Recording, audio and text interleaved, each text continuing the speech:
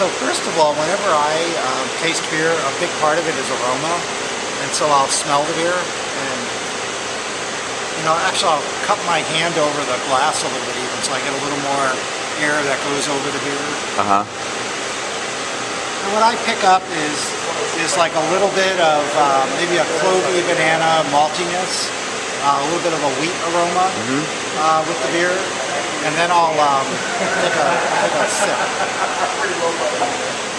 And with beer tasting, you swallow, of course, and then after the swallow, you actually get a little bit of kind of residual flavor in the mouth. So I get kind of like a light maltiness, maybe like a hint of citrus, and then a little bit of hop flavor. And we lose points because our Hefeweizen may be a little bit too hoppy, but you know what? I kind of like it. And so this is a classic German-style Hefeweizen, and it's only made with malted barley, malted wheat, water, hops, and yeast. So we don't artificially carbonate the beer. All the carbonation is natural. Okay. We settle the beer, so we get rid of most of the yeast, but not all the yeast. And it has this really nice distinctive flavor where you don't need to add anything to it. So there's three different things that make it distinctive. First of all, we only use the ingredients that are covered under the German Purity Act, 1516. So those ingredients of malted grain, water, hops, and yeast. The other thing is the way we extract the flavors from the beer is we do what's called decoction mashing, where when we mill the grain, we mix with warm water and warm that up, and then we take a fraction of that and boil it. The boiling releases more of the malty flavors from the grist. It also solubilizes all the starch, but you get more of kind of a malty residual flavor out of it. And then we pump that back into the bulk of the mash, and then we do that again. And that enhances the viscosity of the beer. So if you notice, it's kind of lingers in the mouth. The flavor and the texture kind of lingers a bit, not like American Hefeweizens where they're real watery. And they linger a bit on this beer because the beer is more viscous, because we extract more starches from the grain that contribute to viscosity. So you have flavor, presence, texture, and viscosity that kind of adds to the beer enjoyment. Great, excellent, thank you. Okay, the amber. So again, what I'm doing is a bit of a sniff. Right. I pick up kind of a hoppiness, kind of a hoppy maltiness.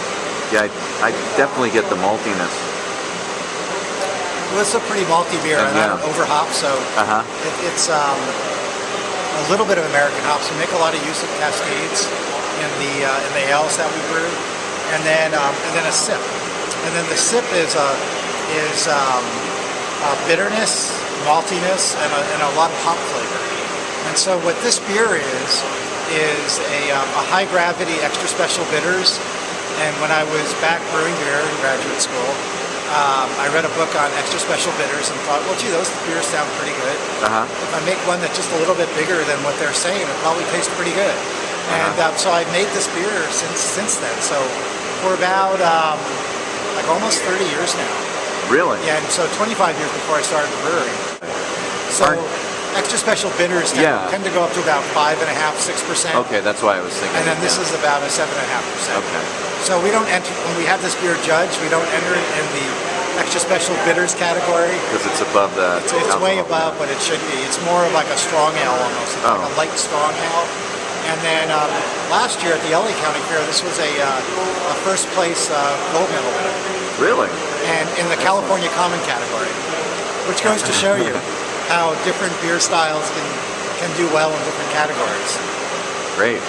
So if you notice with this beer, this is the Ionizer Lager. It's a high-gravity pre-Prohibition American lager, and then it's brewed with the traditional method of American decoction mashing. That's where you take some of the barley grist, and it's about 10%, mix that with the corn grist, warm that up, and allow the enzymes from the barley to partially break down the cornstarch, and then boil. The reason for that is that if you didn't do that step to allow the cornstarch to break down, is you make polenta. And then the polenta is not pumpable, it's just a solid mass. Yeah. So you do the American decoction mashing, the cereal mashing in one vessel, and then at the same time, or after that starts boiling, you assemble the rest of the mash. with the barley and water. We use a little bit of wheat, and then warm that up. When the corn mixture is done boiling, we pump that back in, and then the enzymes from the rest of the barley break down on the corn syrup. What you'll notice with this beer is that it's light in aroma. Right. Not super light like an American beer, because remember, we're making a craft beer here. It's light, but it's lighter in aroma, and then the flavor has a distinctive corn character, and it's lightly hopped. So malty corn and then lightly hopped. Now, the corn has significantly higher sugar content than the barley and the other things that you're malting there.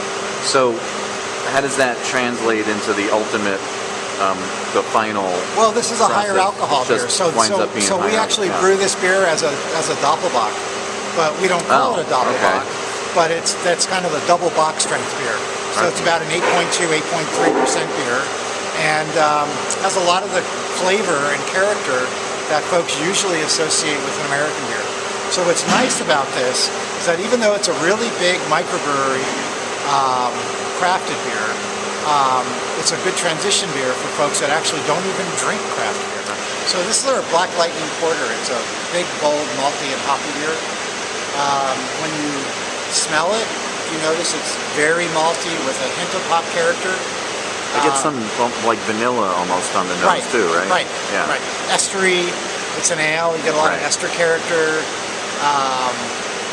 It's actually, per barrel of beer, it's remarkably hoppy, but the hopping is actually to stand up to the malty character of the beer.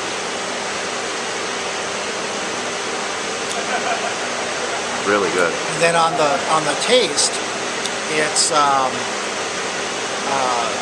bold and hoppy and bold and malty at the same time.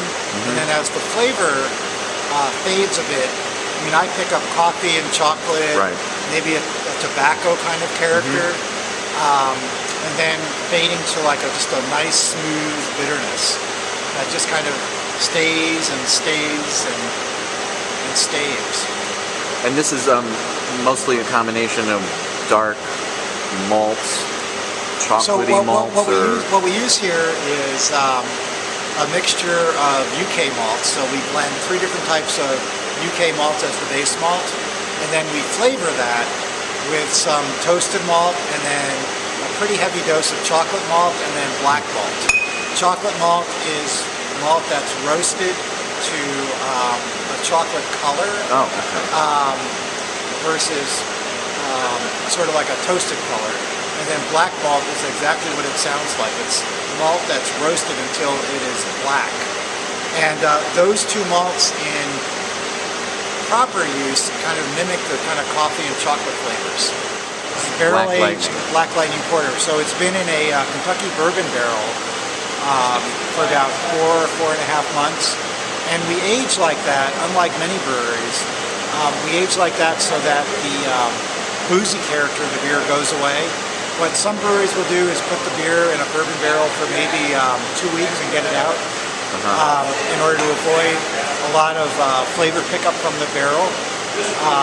And then the other side of that coin is that you actually let it sit long enough in the barrel so that that booziness goes away. And I'm not like a big believer in boozy character in beer. What I like is the character, but not the alcoholic type of character.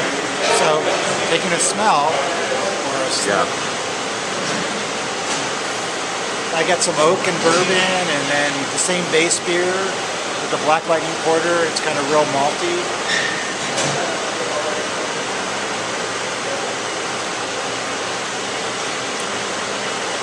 And then a really complex, sort of oaky character superimposed on the beer with some bourbon character, but it's that kind of like oaky sort of like wood character. And a sweetness. There's the bourbon, but it's like sweet butterscotchy bourbon. Corny kind of butterscotchy. Really good. Yeah.